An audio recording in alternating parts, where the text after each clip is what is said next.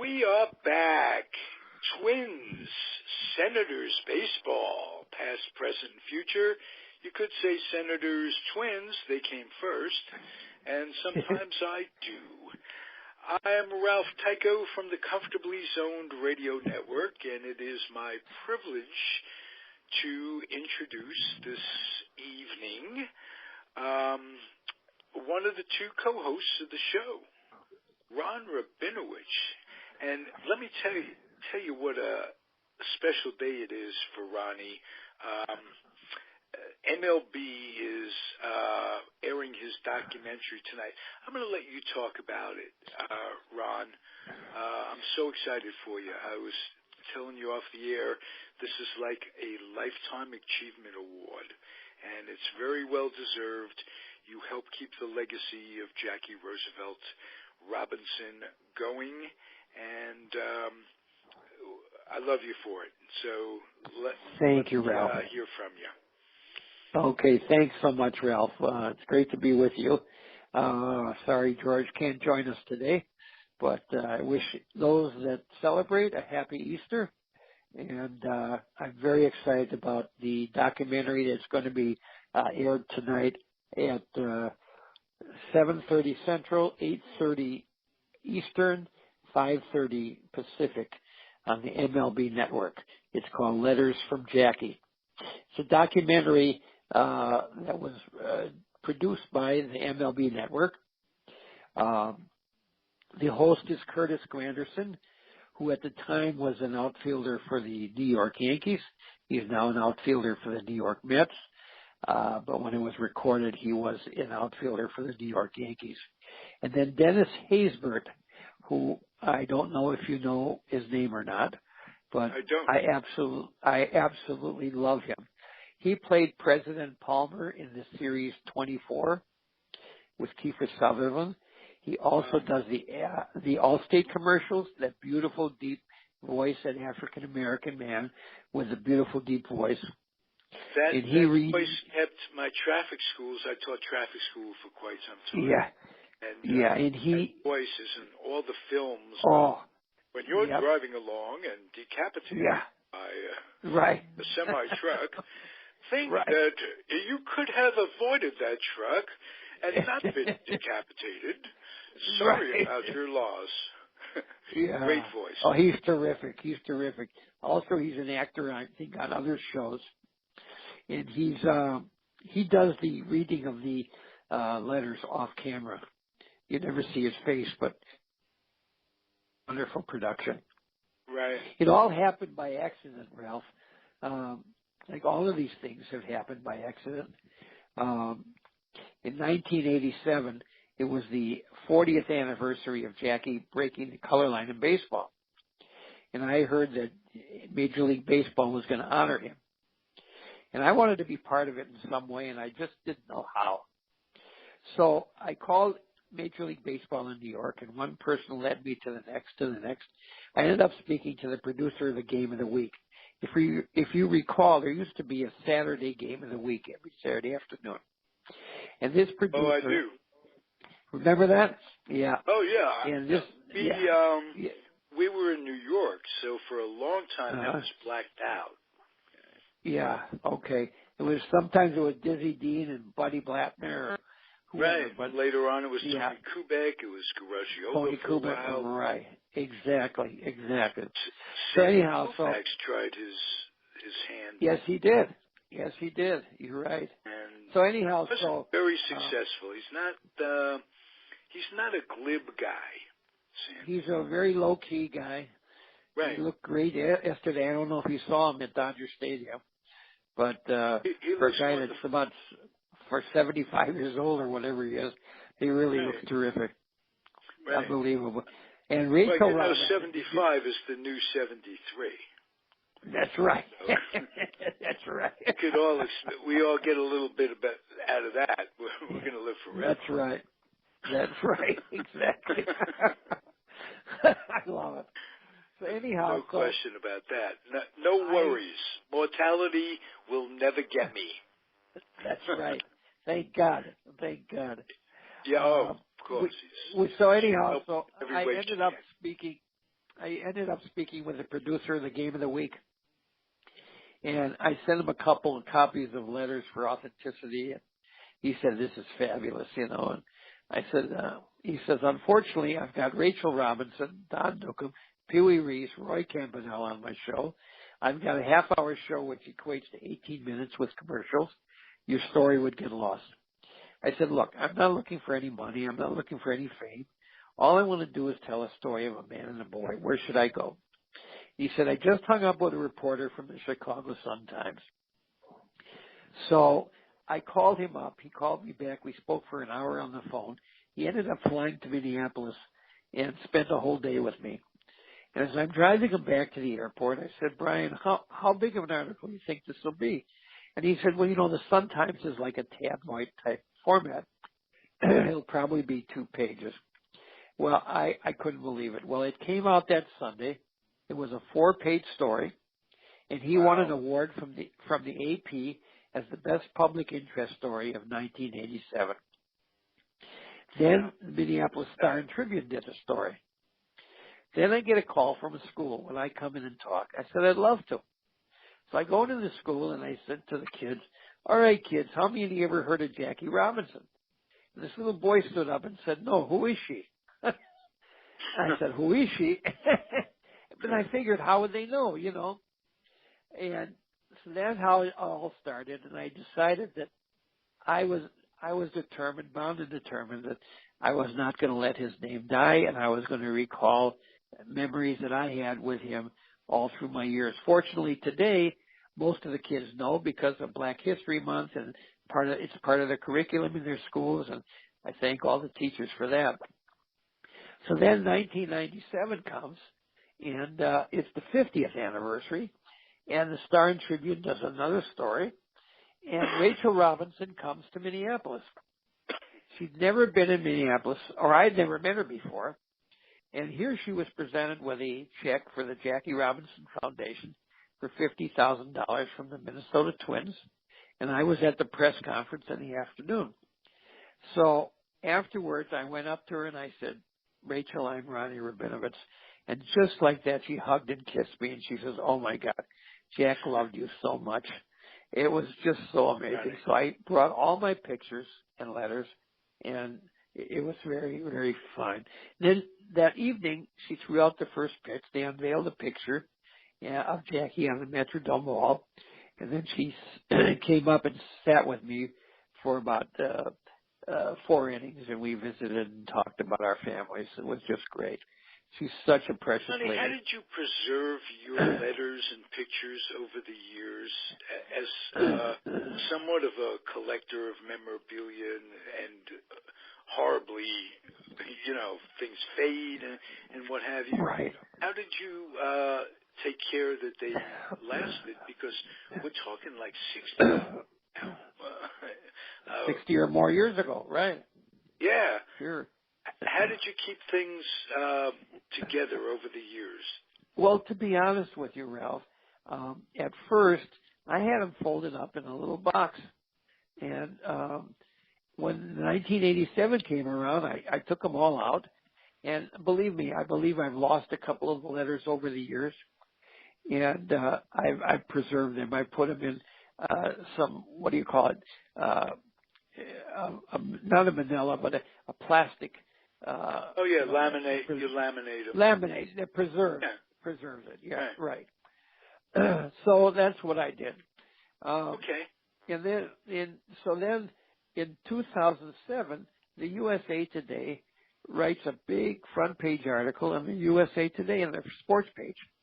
And now it becomes viral. It goes everywhere. I'm getting calls from all over the place. So I'm at a school, and it was on April 13th. As you know, Jackie Robinson Day is April 15th. I was in a school in a suburb of Minneapolis talking to some kids, and it was just great. Had a wonderful time. And they're going back to their class, and I'm standing around talking to the teachers. So all of a sudden, this woman comes running in. She's the principal's secretary. And she says, "Oh, my God, you can't leave. Katie Kirk just called. CBS News. They're coming here." I said, "What?" So I said, "Will I stay?" "Sure, I'll stay." So I'm waiting. Nobody shows up. So I had to meet a customer back at my company that I was working for, and I had to leave. So I said, I really got to leave. So I get in my car. I call my wife. She says, are you crazy walking away from Katie Kirk? I said, what am I going to do? I got to make a living. so, so I check out all these emails. There's voicemails. There's all these voicemails from CBS News. They were in Chicago at O'Hare. They were on their way back to New York. They had done a story in Chicago. And Sean McManus, the president of CBS News, flagged them down and said, you've got to come to Minneapolis and cover the story. Would I see them? I said, of course. So they flew in. They were in our apartment around 12:30 in the afternoon. They were powdering my nose. They were doing rushing interviews. They were with us till about 4:45, and they rushed down to downtown Minneapolis in rush hour traffic and downloaded it on the CBS affiliate here. And it was on the CBS Evening News that night at 5:30. So Katie Kirk wasn't here, but Cynthia Bowers, their national correspondent, was. So all of these things have happened by accident. So then the Dodgers get two players that absolutely loved Jackie Robinson, Juan Pierre and Orlando Hudson. And Orlando Hudson says, not only am I playing for the Dodgers, but I'm playing second base like Jackie. So I wanted to meet both of them. So I made arrangements through the Dodgers when they were in Milwaukee playing the Brewers to get on the field during batting practice, and I wanted to meet both of them. And they came over and they flipped over all of the stuff. They just loved it. Then this woman comes walking by, and she says, what's all this commotion here? She turned out to be a producer for the MLB network. And she saw these letters and pictures, and she just loved it. So we stayed in touch for quite a while. One day she called me. She said, our people absolutely love this story. We want to do a documentary. I said, you got to be kidding. So when Target Field opened a few years ago, she was here for the opening, and the next day they started taping at my home. Then on April 15th, I was on the field, as I was yesterday, on the field for Jackie Robinson Day. And now Orlando Hudson is a twin. He comes over and he hugs me. He says, hey, Mr. Ronnie, he says to me. And then Bernard Span came over, and they did an interview. Then 3 days later, my wife and I flew to Cooperstown, and they followed me to Cooperstown, and they did a whole day of my taping there. I was speaking at the Hall of Fame. And one of the surprises they did for me was they came out with Jackie's uniform and held it in front of me, and I broke into tears. It was just so emotional for me. I had to wear white gloves, and I held Jackie's uniform. It was so exciting. Then, in January, the following January, they took us to New York for what they called the final interview. So we were at their studios in New Jersey. I'm getting makeup put on. And the makeup artist was telling me that there's another Minnesota guy coming here pretty soon.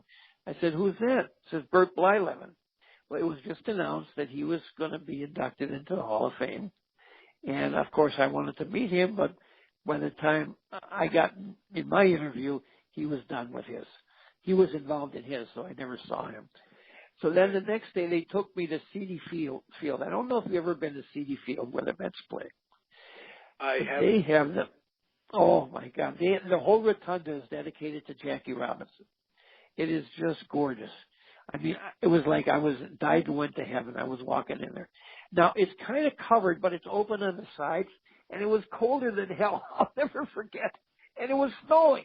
It was January, So they're taping, and I would take my top coat off, and I'd freeze for a while, and they'd interview me, and then I'd go back inside with my wife and put my top coat back on, and I'd go out again. So they put this whole thing together, and it came out to be letters from Jackie. So that's how it all started. But everything that's happened, Ralph, has been by accident. I was so excited. Put yourself in the right position. You're out there. It's not an accident. I don't think so. No, you don't think so? No, I think it's not that I could see any divine inspiration in it, but right. that's just because I'm closed down. I wish I were able to look at it more that way. But sure. I think things are, you increase the chances and probability with decisions that you make. Doesn't necessarily mean that it's going to turn out the way it's turned out for you in this case. Sure. But right. You did the things to put yourself in a position right. to get to. Right. I'm so happy for you, Ron, because you're Thank the most upbeat, sincere person with this. It's great. It makes me proud to have you with the network. And thank you, buddy. How's that? Well, we're dear friends, and I would love to meet you one day. I feel like I know you so well, and I sure appreciate the opportunity you've given me to be on this show, and also with Peter on the Dodger Show. And, it's been a lot of fun. 2 terrific podcasts a week. You work with Peter Trunk, right. Dodgers, A Tale of Two Cities, right. From Brooklyn to Los Angeles. Doesn't he sound like Vin a little bit when he does? He does. In his opening day, he's absolutely flawless, like Vin in his he is terrific. presentation at the beginning of each show. Yes, he's just great. He is, and you guys are just bleed Dodger blue. And because you moved to Minneapolis, how did that move come about, by the way? Well, I actually lived in Wisconsin, as you know. I grew up in Sheboygan, Wisconsin. And I moved to Minneapolis to go to Brown Institute, which was a radio broadcasting school. And I just loved Minneapolis, and I stayed here. I was on the air for a couple of years in small towns in Upper Peninsula of Michigan and in Wisconsin. But I came back to Minneapolis, and I've lived here all my life. I moved here in 1966, so this is home. It's a great city. I love it, and I've made a lot of friends here, and it's terrific. You ever been to Minneapolis? I have not. One of the few places that I haven't been in the country, actually. I've gotten around a little bit. Well, come in the summer. Of course. Not in the winter. Although they have the finest. I grew up in New York and escaped the winters to go to California. But I realized I was escaping the summers, too, because it's very humid in New York. Is it that way in Minneapolis? It is pretty humid. You know, we're the state of 10,000 lakes, so it can be pretty that's true. humid. That's true. Yeah.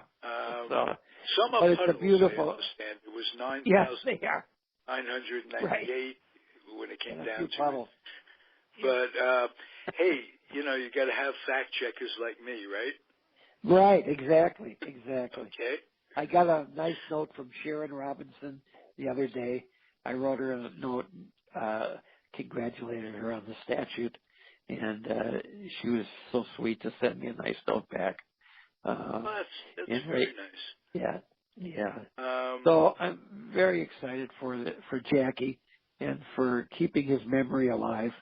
I think it's wonderful. I met some students at Target Field yesterday on Jackie Robinson Day, and they have a essay contest every year. And these were the winners of the essay contest. I posted a couple pictures on Facebook about that. I'm so proud of these kids that are working so hard and doing wonderful things. They also had a couple of students who are Jackie Robinson scholars that are in colleges, in universities in the Minneapolis area. Just fine people.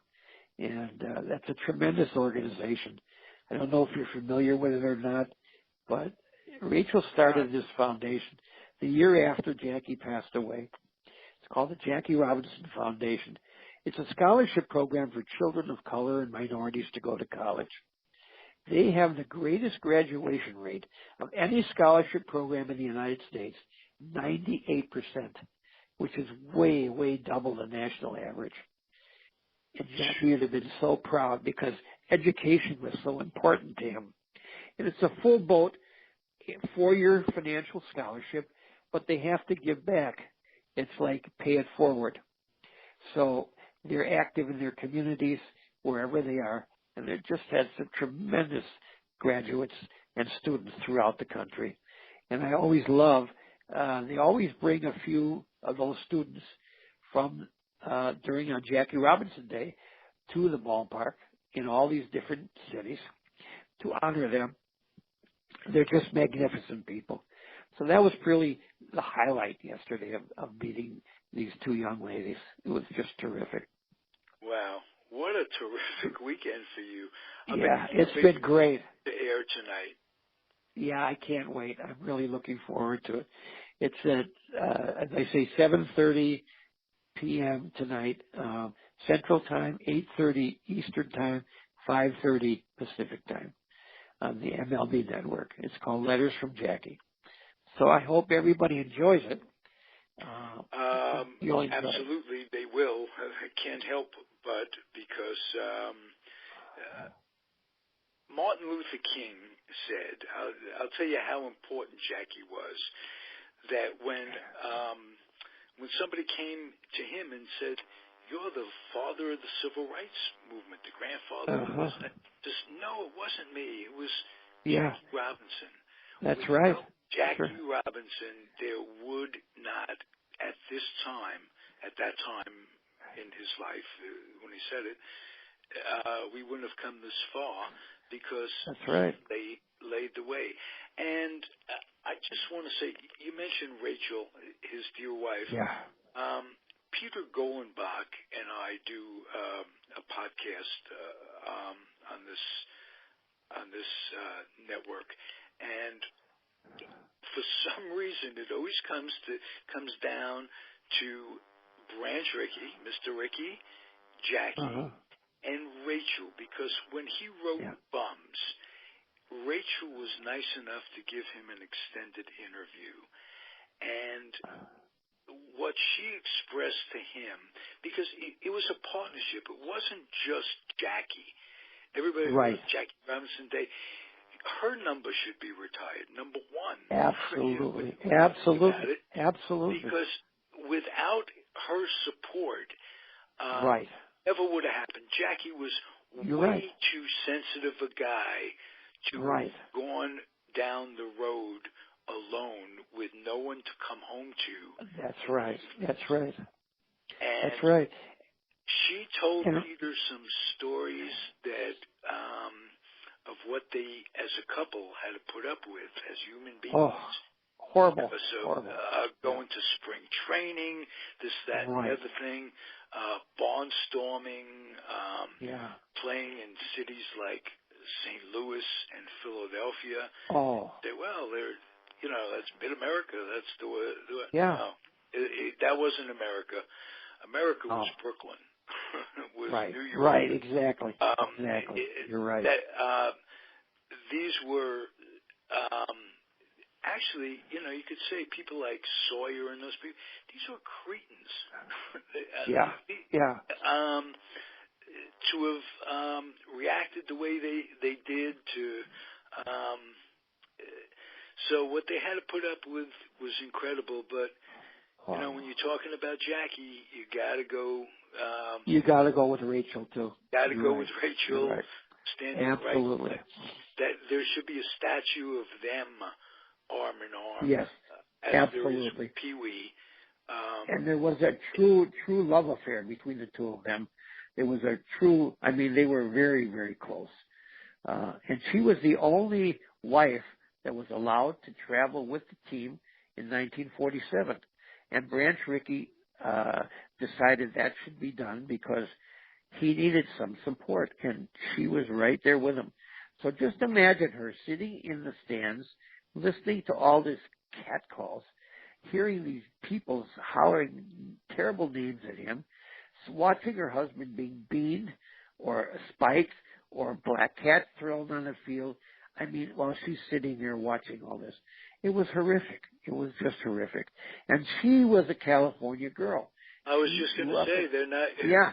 And, he never experienced although kind of although stuff. Jackie was born in the South, He was born in Carroll, Georgia. That's right. Where did he? How young was he when he came to Santa Monica? Was it Santa They Monica? moved to Pasadena. Pasadena. They moved to Pasadena. His mother, with their 3 or 4 children, the little kids, traveled across the South. Can you imagine what that trip was like? From Carroll, Georgia to Pasadena. He was an infant at the time. His father, Jackie's father, left the family. He never met his father. I don't know whatever happened to him. His name was Jerry. And she took these 4 kids all by herself across the South. Amazing what that journey must have been like. So Jackie was just an infant. One of the kids was Mac. Mac was a Olympian. Tremendous athlete. Right? Yeah. He was a tremendous athlete. Yeah. He was he came in, he got the silver in Berlin. So Jesse Owens got the gold and Mac Robinson got the silver. Wow, so I did not know that. Did you know that? No, yes. Yeah, in the 1936 Olympics. That's right. When USA came in 1-2 in front of Hitler, just stuck it right in his ear. So it was pretty amazing. Nice. I did not know that. Yeah. It was Mac Robinson. It was the year that Marty Glickman and I can't think of the other runner's name. There was another. They were not allowed to. Remember, they were not allowed to run. Yes. Because they were Jewish. So Jesse Owens and Mac Robinson, did it. Right. He did a terrific job. The way I look at the world situation today, the more things change, the more they stay the same. You know what? You're right. It's great. All these things that you think about, the neo-Nazi movement in Germany in 2017 is just flourishing, thank you. Memorabilia, yes, they are.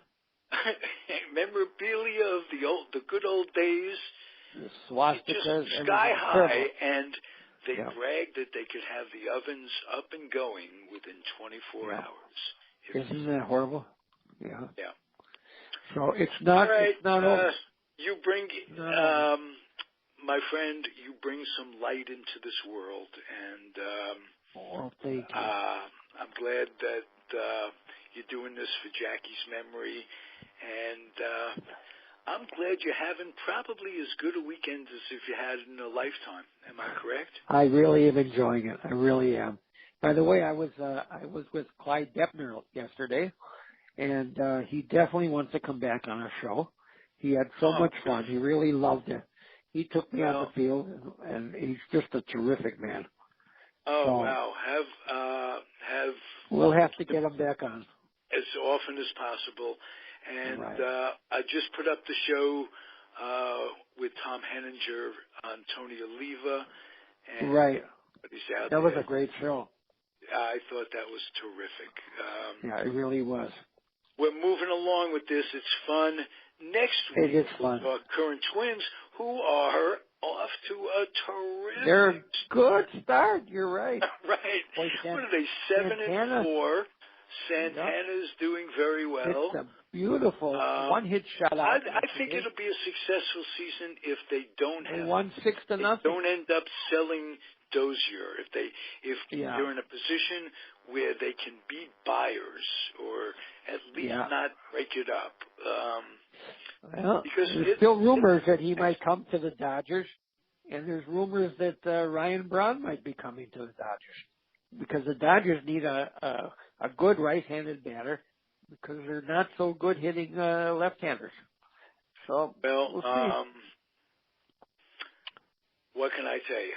That would be a good. I think that would be a good move for the Dodgers getting Ryan Braun. Yeah. Yeah, that would be great. And we won last night, 8-4. We beat Arizona, and 8-4 happens to be double 42. How do you like that on Jackie Robinson Day? Remember, Ron, I'm a Giant fan and a Met fan, so when the Dodgers do well, okay. happy for you. I won't hold that against you. Necessarily happy in the sense that I want you and Peter to have nice days. Linda Wilson should have a nice day. Bernie Rose. But me, kind of mixed emotions. How about that? The Giants got a great happy for my friends, but the Giants got a great organization too. And the Mets. Absolutely. Oh, yeah, wow. they do. Yeah, they sure do. All right, listen, we're going to cut it short. Thank you. Take care. Happy Easter to everybody. Mazel and brachas to you tonight when that airs. Okay, I hope you enjoy it.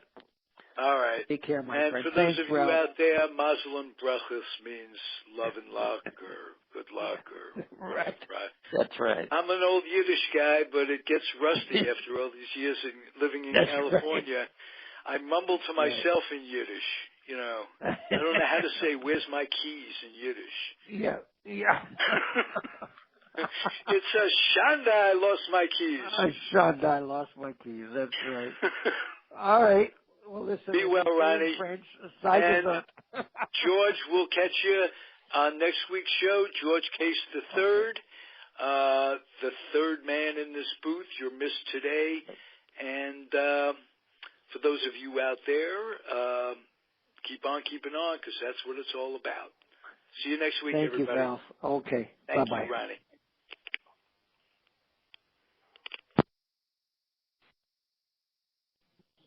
We are back. Twins, Senators, or Senators Twins.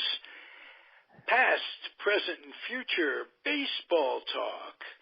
I'm Ralph Tyko with the Comfortably Zoned Radio Network, and my co-hosts on this show are Ron Rabinovitz and Rabinovitz. Ron, it's been a long time. I still can't pronounce names. I got Ron right. Got to say you that. Got Ron right. And not George Carl, but George Case III. How are you guys? We're fine, thank you. Good. George, how are you doing? Okay. Yes. Ronnie and I did an interview last week that I'm going to play. We're going to have it attached to this interview, and it was an interview before Ronnie got what I call a Lifetime Achievement Award. MLB did a documentary last Sunday. It appeared last Sunday, and we talked about what was leading up to it on the show, on the previous interview, and we haven't talked since, Ronnie. I want to know what a thrill it must have been for you when MLB posted it last Sunday evening. How did you react? Yes, it was very exciting. My family was here, and they were all watching it with me. My grandson, who's 9 years old, he got a really kick out of it. He was all excited. And I was very satisfied. I thought they did a wonderful, wonderful job. I think the way they put it together was fantastic. And I've had a lot of messages from friends and people on Facebook who I'm just friends through Facebook, so I really don't know them yet, but very nice compliments. And it was very gratifying, and I appreciate that. The main thing was I wanted people to learn more about Jackie, and I think the way that MLB did it, they showed not only him as a baseball player, but also what he accomplished after baseball, which a lot of people weren't aware of.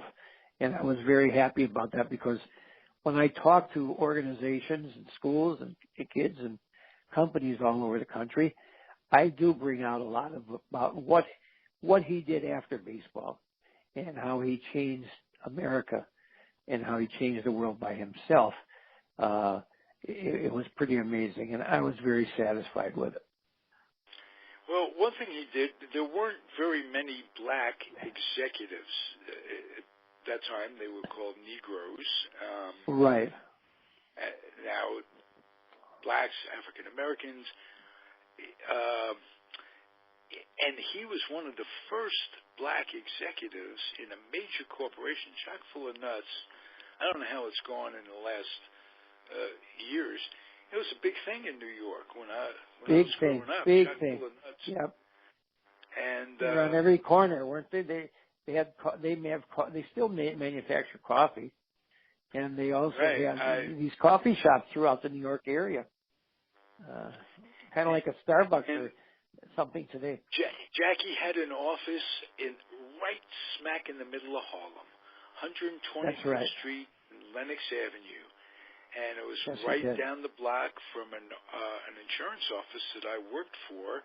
When I first got out of high school, I started selling insurance on a debit. And I might have mentioned this to you before, Ronnie.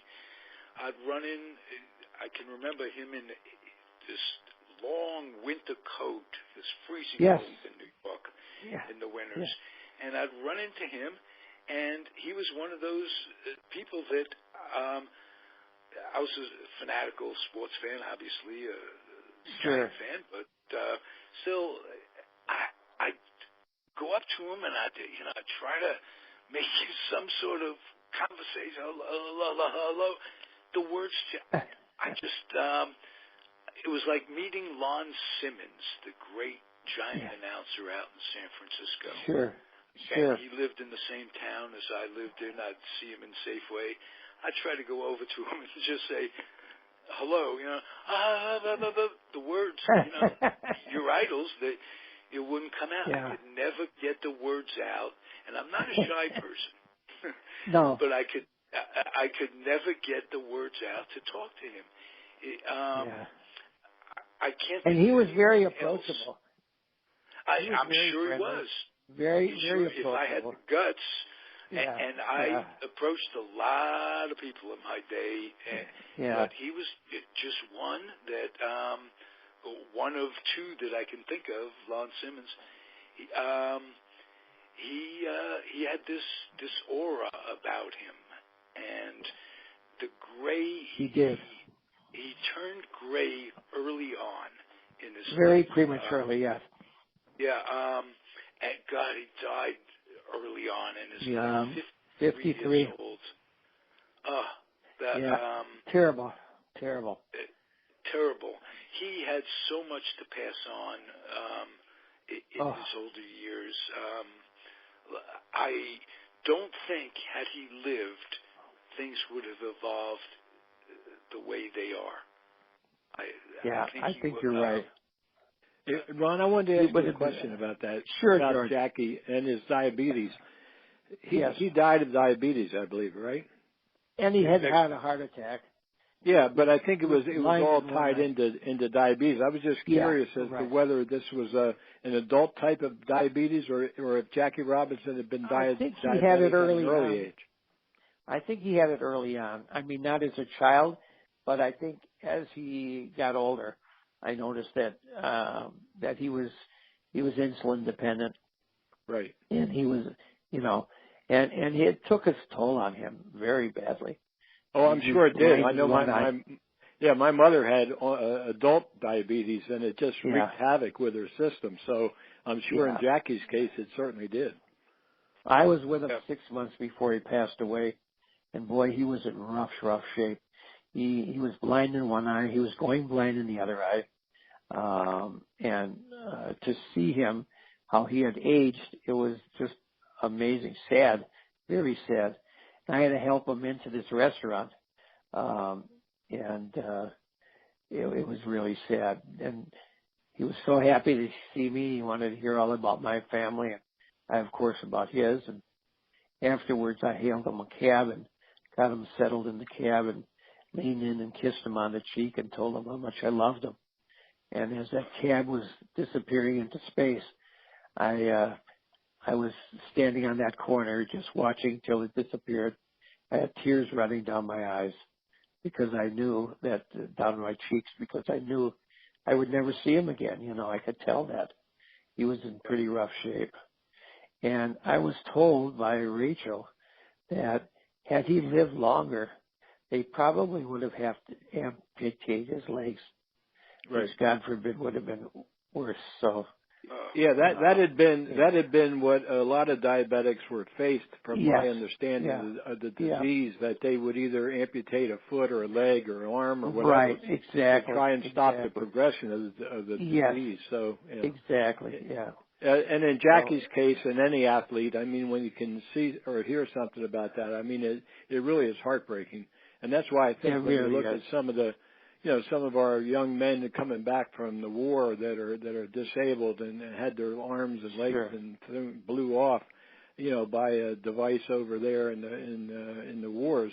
I mean, when you see that, they're in the flower of their youth, and in Jackie's case, he was still a young man. I mean, my gosh, he was still a young man. He was a young man in an old man's body. Right, is what he was. Really, it was sad. And he and Rachel had such a marvelous love affair and a marriage. It was amazing. They were really a team. You told a beautiful story that we're going to play in the second segment about his passing. Was there anything, Ronnie, in the documentary that were you seeing it in its completion for the first time Sunday evening?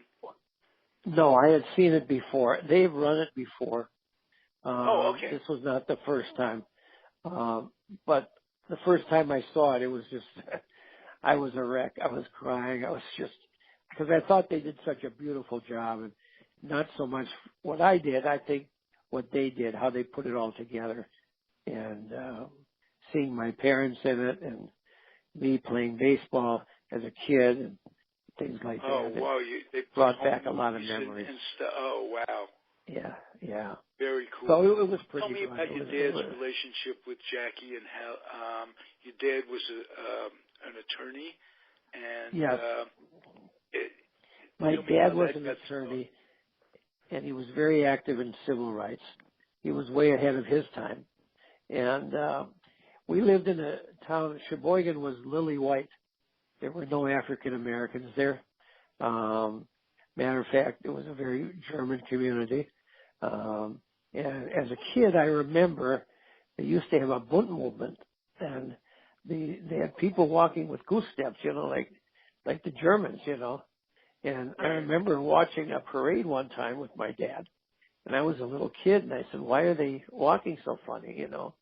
And they were walking like goose steps, like Nazis. So it was a very prejudiced town. We had a fairly large Jewish community.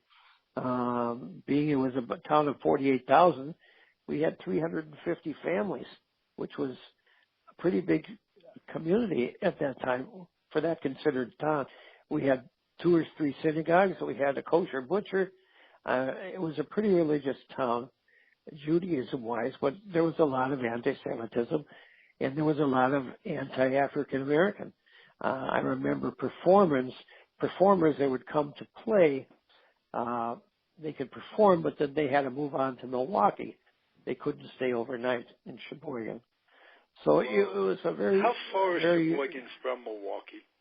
About 50 miles. It's about equal amount of miles from between Green Bay and Milwaukee, right on Lake Michigan. Now, the Braves themselves, when they moved, had a ton of black players. Not just Henry Aaron, they had his brother, and George Crow was with them for a while, and the Jet, McIntyre, or I can't think of his name, Jethro.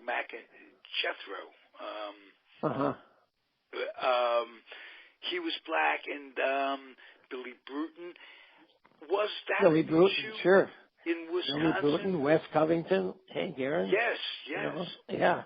They had the ABC outfield, Aaron, Bruton, and Covington. Yes. Yeah.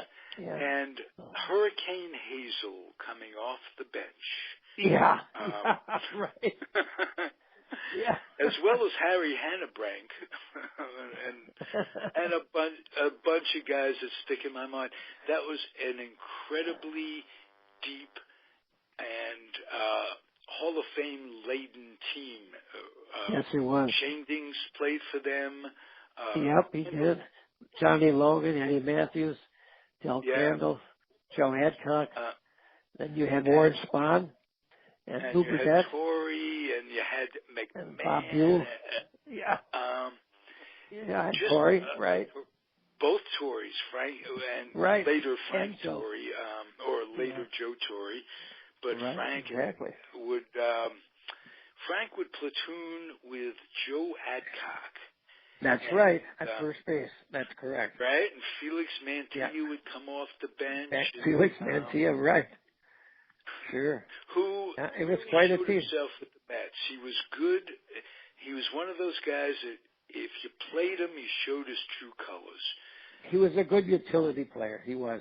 Right. And he could play anywhere. Play him more than 2 or 3 times a week, you're going to suffer, as the Mets learned in their first year. Right. But, he played third. He could play short. He could play second. He played outfield. He was very, very versatile. He could play pretty much anywhere. He went on to have a pretty good career after leaving the Mets. He played with Boston for a long time and did well with them. So it was something about going to the Mets that would interrupt players that were pretty good and make them pretty bad. The Mets had some tough years there for a while. Absolutely. But I won't forget as a Met fan that the first legitimate All-Star in 1963, they had to name someone from every team, and Ashburn made it the first year. But Ron Hunt was voted in. Ron Hunt, He came up in that Braves system. And, yes, he did. As did Frank. I think Frank Thomas went through there for a while. I think he did too. Yeah. I think he did too, It was good days, and as long as they were in Milwaukee, the Braves never had a losing season. No, they did very well in Milwaukee. You're right. But I guess my question is, they won 2 World Series too. Was having all those blacks an issue in town? Not in Milwaukee so much as in Sheboygan at the time. But certainly now that it's pretty diverse in Sheboygan too. But it was very slow starting. It really was. Surprises me because Wisconsin is known as a liberal state. It is. It is known as a liberal state. Was it always that way, or is how it's evolved? Yeah, no, Madison, Milwaukee have always been a very liberal state. You get up to Appleton and Green Bay, it's a little more conservative. And there's certain areas in Wisconsin that still have some very difficult areas where a lot of prejudice and things like that. So, but downstate, Madison, Milwaukee, very liberal. Very liberal, So my dad was the Democratic National Committeeman for the state of Wisconsin, and he was very close friends with Jack Kennedy and Bobby Kennedy. There used to be a Kohler strike in Sheboygan, the Kohler company that makes toilets and fixtures, bathroom fixtures and bathtubs. Right. They had a long strike beginning in 1954, and my father was the chief counsel for the UAW during that strike. So it was a very bitter strike. It went on for 7 or 8 years. It was the longest strike in the history of the United States. And it went all the way to the Supreme Court. My dad fought it all the way to the U.S. Supreme Court. And Kohler had to pay back wages to all these strikers. It was a long, vicious strike. But in 1958, the McClellan Committee, in the Senate Rackets Committee, was investigating the Kohler strike, and Bobby Kennedy was the chief counsel on that committee, and Jack Kennedy, as a senator, was also on that committee. So there were hearings in Washington for 8 weeks. My dad was there almost the whole time in 8 weeks, and he got to know the Kennedys very, very well. And there was a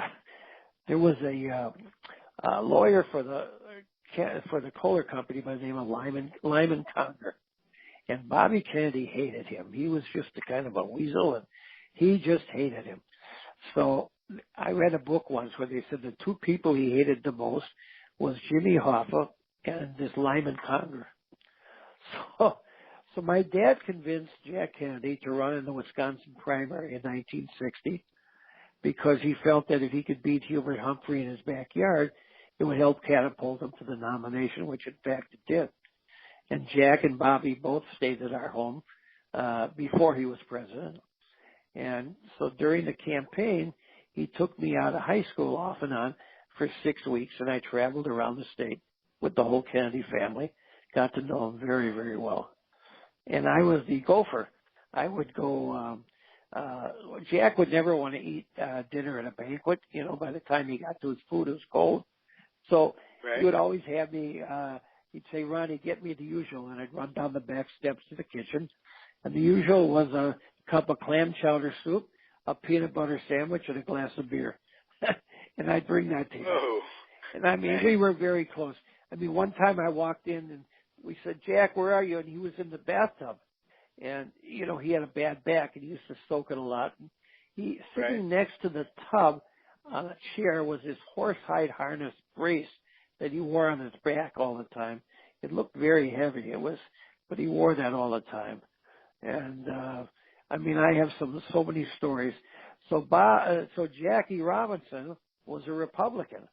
He was a Rockefeller Republican, who today Rockefeller would probably be a Democrat. Even the Republicans probably would have thrown him out of the party. Right. Absolutely. So, Nixon would have been a Democrat. That's right. That's right. So he was friendly with Nixon, Jackie was, and my dad took Jackie Robinson up to Kennedy's suite to try and convince him to support him, because Jack Kennedy really wanted him in his camp, you know. And he just wouldn't do it. He just thought, what does a rich kid from Massachusetts have any idea about the plight of the African Americans? And I understand Jackie's feelings, because at that time the leadership of the Democratic Party were Dixiecrats. They were a lot of bigots. They were from the South, and he didn't like that. And so he wanted to support whoever would help the African Americans' cause. And there were a couple times he got frustrated with Eisenhower, and he wrote me a letter once. He says, tell your dad Ike has made me a Democrat. And then later on he says, I'm tired with the Democrats and I'm going back to an independent, kind of leaning toward the Republicans. So he was always trying to find whoever would help their cause, the African American cause. You know, you mentioned the Dixiecrats. It's so interesting that Lyndon Johnson, a Dixiecrat, was the man who got the civil rights thing through. Right, Bill. And Kennedy, for all his well intentions, good intentions. First, he didn't live long enough, but it did take someone who could negotiate with Congress, and that was Lyndon Johnson. And well, Jim Johnson was very powerful. He was very powerful, and he knew he had goods on everybody. He was kind of like Herbert, just off the top of my head, I'll mention this. I don't know how you guys feel about it, but I feel that Lyndon Johnson and J. Edgar Hoover conspired, maybe with others, maybe just them, the FBI. They conspired to do Jack in. Absolutely. No question about it. His car, Lyndon Johnson's car, peeled away from the cavalcade, or whatever the hell they called it. Before shots were fired. There's so much. I mean, we could have a show. You could have a a whole show on that, yeah. Forever. But when you mentioned he was powerful. The man was powerful. Very powerful. He was very powerful. Hatred and power combined. Yeah. Bobby Kennedy and J. Edgar Hoover hated each other. And Johnson hated Bobby. They hated each other. Absolutely. Yes. And believe it or not, the Kennedys hated Johnson equally. They thought he was absolutely. Absolutely. They when sent Jack him picked him to be the running mate, Bobby was very upset about it. And Jack felt that he needed someone from the South to carry Texas in that area. And that's why he took it. He asked Johnson, and he didn't expect Johnson to accept, but he did. There was a talk that he really wanted Stuart Symington from Missouri, but he did pick Johnson, yeah. So, and I was at that national convention. It was fun. I was on the floor, and I worked on his staff, Jack's staff, at the convention. I'm 16 years old, and I had a telephone at the Biltmore Hotel where the headquarters of the Kennedy, campaign was. And my job I was to arrange, in those days they wooed delegates.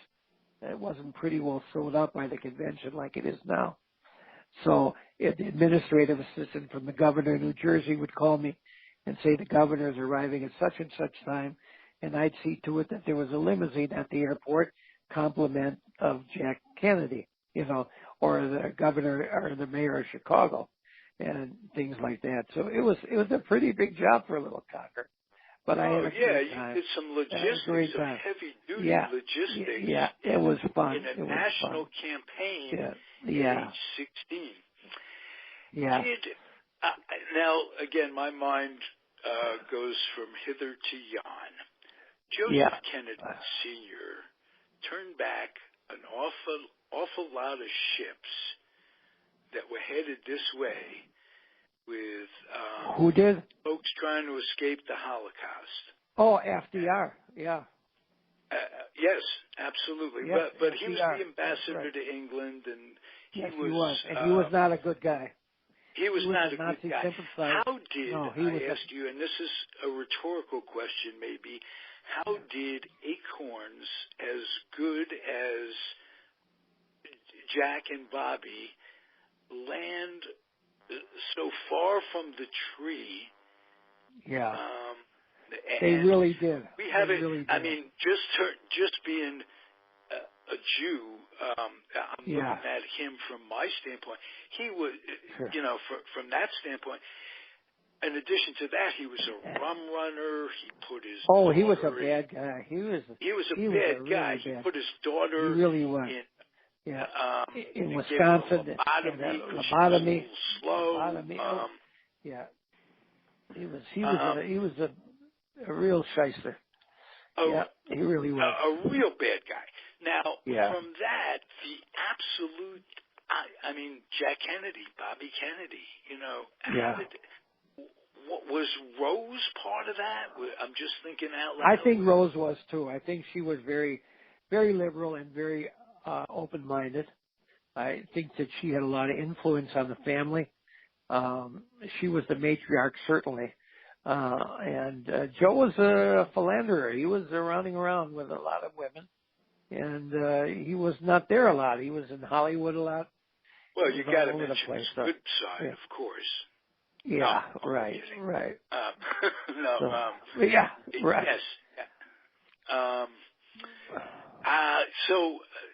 I'm guessing Rose probably played more of an influence than is common. Oh, much more. Yeah, much more. Absolutely. Were they? What was their senses of humor like, Bobby? Oh, they were great. A lot of good fun. A lot of laughs. We had they were normal people. They were just like you and I. They were just down to earth, sweet people, and tough people. They were good. I remember one time, it was so funny. And Jack could swear. He could swear pretty good. I mean, his Navy would come out sometimes, But one time, we were in Sheboygan, and A reporter. Oh, so I got to tell you something before that. So we're in Milwaukee, and Kennedy's there, and he wanted to sew up the African American vote in Milwaukee, and Hubert Humphrey had pretty well sewed it up. So he brought in Franklin Roosevelt Jr. And to the African Americans, FDR was a big hero. So this FDR Jr., he was a drunk. He was just a drunk. So we had a suite next to his, adjoining rooms, and we were supposed to go to Alice Chalmers and some of the plant gates at like 5:00 in the morning and shake hands. So Jack said to me and my dad, he says, "You'll never get that son of a bitch up," just like that. And the next morning, my dad went in and says, "Frank, come on, get up." And I'm not getting up. And I looked in the room, and laying on the floor was an empty fifth of whiskey. It was empty that he had drank all night. So he wouldn't get up. So about 10:00 in the morning, we saw Jack in the lobby, and he says, "See you. I saw you when I told you wouldn't get up." So ended up that Jackie Kennedy and my dad and FDR Jr. and myself went campaigning in the core neighborhoods and the black neighborhoods in Milwaukee around lunchtime and shaking hands and this and that. We went to this corner cafe for lunch, and they had beef stew, and FDR Jr., he dug in. He had 2 helpings, he had a cast iron stomach. And my dad and I and Jackie were picking a carrot and a radish and a pickle, from the relish tray. So this woman comes up to approach us that she wants to set up a calliope at a church and have a rally for Jack Kennedy the following Sunday. So she needed $250. So my dad said, "Well, I can't authorize that." And Jackie Kennedy pulled out a check and gave her a check for $250. It turned out she was a phony, and she took off with the money. So I get back to Sheboygan, and Jack Kennedy was speaking at a small college near Sheboygan, and he was in a pretty owly mood that day. Jackie was pregnant at the time, and we didn't know it. And she was running around Wisconsin, in the winter. And a small reporter from a radio station, asked Jack if his father is buying the election for him. And he got out of it very nice, and we got back in the car. Pierre Salinger was driving, Jack in the front seat, my dad and I in the back. And he used to call Pierre Salinger Fatso. That was his nickname. He said, "Fatso, I don't want any more of this goddamn report." And he started screaming. And then he turned to my dad in the back seat, and he says, "And you?" And I'm shaking like a leaf. He says, "And you?" He says, "Who gave that bitch in Milwaukee $250? Here they're spending millions of dollars." And he's worried about the $250. He says, "Well, I didn't authorize it. Jackie signed the check." "Oh, Jackie, she's another brain," he said. And then we got to Sheboygan. We had a big rally, and Jack came up to my dad, and he said, "Dave," he says, "I'm a horse's ass." He says, "You're breaking your neck for me, and I have to apologize. I'm sorry." But that's the way he was. He was a funny guy. He was terrific. "Jackie, there's another brain." "Yeah, there's another brain," he said. Yeah. And they're worth $250. They're spending millions of dollars. So anyhow, in 1962, Jack Kennedy came as president to Wisconsin for a Jefferson-Jackson Day dinner. And we met him at the airport in Milwaukee, and we rode down to downtown in the presidential limousine, which was really thrilling. Toledo, yeah, Ron. That was unbelievable. Whoa. So he gets in the car, and he says to my dad, he says, "Dave," he says, "Bobby dropped me off at the airport." He says, "How do they think he's doing as Attorney General? Is he doing good? Do people like him?" And he says, "Well, Jack, Mr. President," he says, "he's doing well. Now he's fighting, remember, with Russia and Cuba and all of this." And he says, "By the way," he says, "how's that little son of a bitch Conger doing? The lawyer from the Kohler Company." And my dad says to him, I says, "He's been pretty sick. He had a plastic aorta put in his heart, He says, that bastard doesn't have a heart. Just like that. Unbelievable. I mean, it was just amazing. He was such a terrific guy and so down to earth, you know. And so at the Biltmore Hotel, you know, we were cooped up there all week before the convention. So, one day Bobby sees me one evening and he says, come on, Ronnie, let's go take a walk. Just to get some fresh air. So we walked all around the whole block, you know, there's a big block around the hotel. So we're on the back side of the hotel, and two of the most gorgeous California girls see Bobby, and they start screaming. They take their room keys out, and they're looking at him, and he looks at me, and he says, girls, he says, you look great. He says, I haven't seen Ethel in over 6 weeks, but you know what? My brother's running for president. I have to turn you down. And I'm drooling. I was like, give me those keys, you know. Now, how old are you, Ronnie, at this time? I was 16. 62. I was 16. 16. Yeah. No, in 62, I was 18. Yeah. But then he appointed my dad a federal judgeship in Wisconsin. And I have it on tape. It was the last press conference he had before he died. There was a lot of opposition to my dad's appointment because he was a Democrat and he was a labor lawyer at one time, and they didn't like that, you know. And he was Jewish, which was very much against him.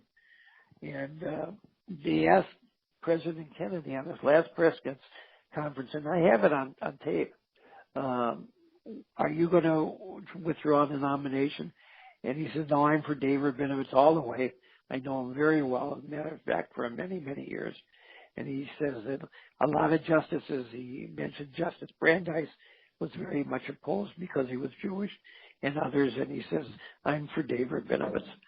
So I still have that on tape. It was pretty amazing. Oh, so, great, yeah, great but it was amazing. So, and then later, Jackie Robinson, you know, of course, he and my dad would argue over some points, and he was going to support Nixon. He just didn't like Kennedy at all. He later told me that he made a mistake, and he did support Bobby in 1968. But I went to Jack's funeral. I went to his inauguration. The funeral was a horrible thing. It was probably one of the saddest days of my life. Oh, It was yeah. terrible. Yeah. Well, imagine. Yeah. For America, I mean, it broke the spirit. For America, it did. It did. Absolutely. And it changed this whole country. It really did. When you think about it, Vietnam would never have been. Jack was pulling out advisors. He was not going to go in there, and Johnson accelerated it. So it could have changed the whole thing. When you say that, there's a lot of history that reports it that Jack was a hawk and was indeed a hawk. He was a hawk, but he saw that there was no future there. And he wasn't too happy with his military advisors. How much do you think he was indebted to the Catholic Church, and how much did they influence by wanting missionaries over there and Christianize? I don't think he was too, he addressed that issue straight on. Even in Wisconsin, he used to talk about it, about being Catholic, and that it's not going to be, because you remember he was the first Catholic ever to run for president. And right. he said that the Catholic Church will not influence the way I handle this country, and he brought the issue straight up, absolutely, right from the start. He was quite a guy. Yeah. And what memories you had of my God, Bobby Kennedy, your dad, because your dad is right up there in terms he was right up there for heroes. He was. Yeah, he was a real hero. What were some of the things that made him a hero to you, aside just the normal, he's my dad growing up type thing? Right. Looking back as he always fought for the underdog, and he always fought for the injustice for African Americans. He was on the governor's Civil Rights Commission. He was really something. He was way ahead of his time, and he loved the Dodgers because they gave Jackie an opportunity to play Major League Baseball. He did a lot of work trying to convince to bring Holocaust survivors to America, and a lot of them he got them settled in Sheboygan, got them jobs and got them, furniture, and they got donated furniture to the people and got them settled. He did a lot of that work. There was a rabbi in Milwaukee, his name was Twersky, and his wife's father was he was probably the chief rabbi in Europe. His name was Halberstam. And my dad went to the State Department and tried to get him over here, and his family over here, and did everything he could to get them here. And they were on a boat that Roosevelt turned away, and they ended up getting killed when they went back. So they had quotas in those times. Roosevelt, in those days, wasn't so great for the Jewish people as much as we think he was. He wasn't. No, I know, but I will say that Joseph Kennedy played a big role in influence. Big role. He was a bad guy. He really was. So, hey, George, we've kind of forgotten about you, but not really. I'm thinking about you. Anything to add to any of this? Well, you know what? I was really enjoying listening to Ron's stories. I thought I had some pretty interesting baseball stories, but his political stories talking about the Kennedys, they were wonderful. You had quite a childhood there, Ron. I did. I was very fortunate. Very fortunate. Yeah, I really was. Did you consider politics yourself or getting into my dad? I did a little bit. I was kind of involved in some politics, but after what I saw what happened with my dad with the judgeship and everything, I kind of soured me. My dad was appointed, so Jack Kennedy died, and there had been a backlog of cases because the former judge had died and had been very sick, so there was a backlog of cases. So Johnson appointed my dad as a federal judge, as an interim judge. So he left his business in Sheboygan, sold his house, moved over to Madison, and became the sitting judge.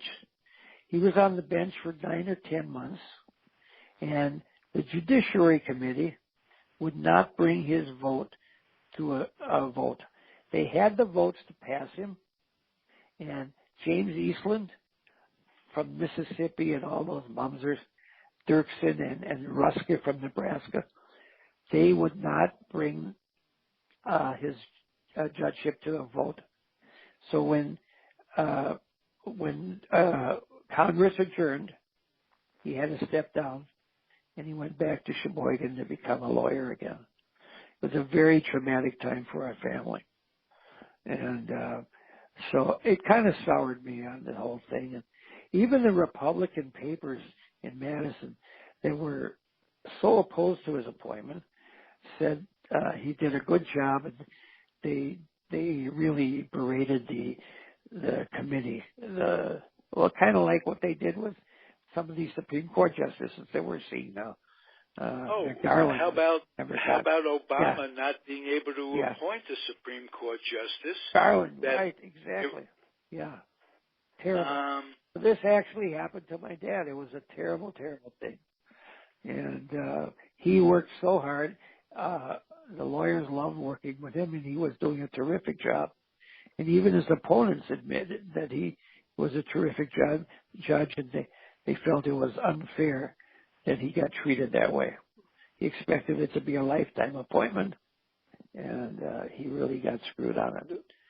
And now, because Kennedy was about to appoint your dad, when he died, when he was killed, and was that it? Was it in limbo at that point? It was in limbo at that point. Johnson There was some, ended up appointing.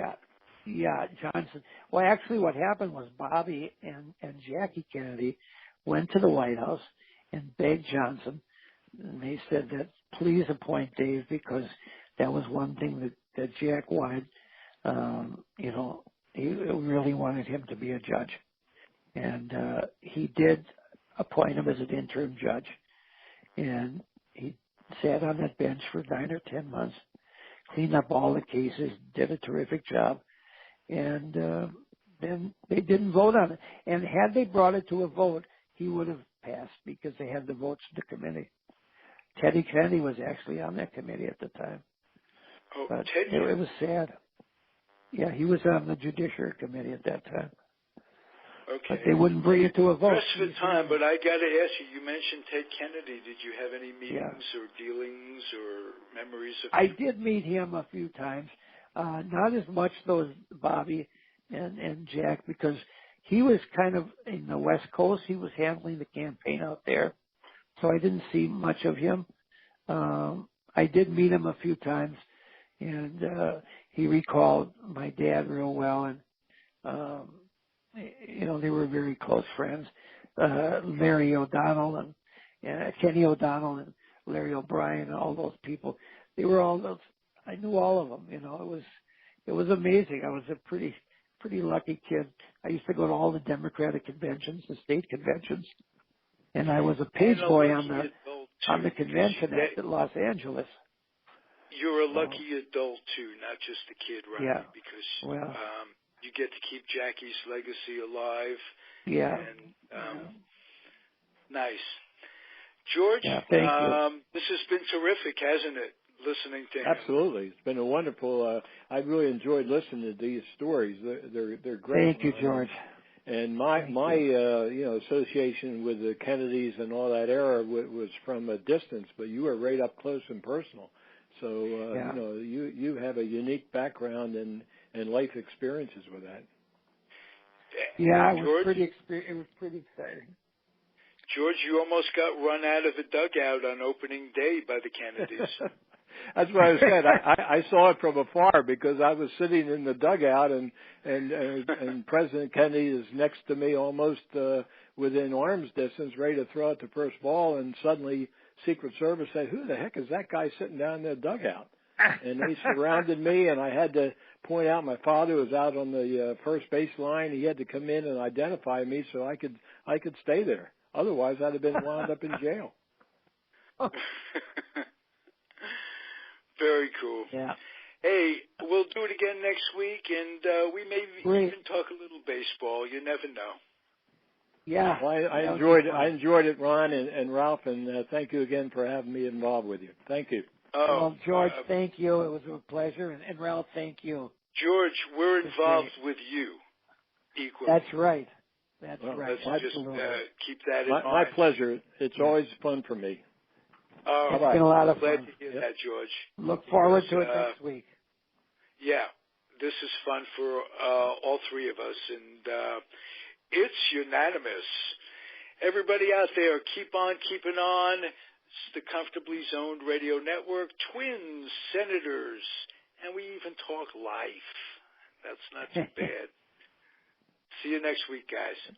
Bye now. Bye-bye. Bye now.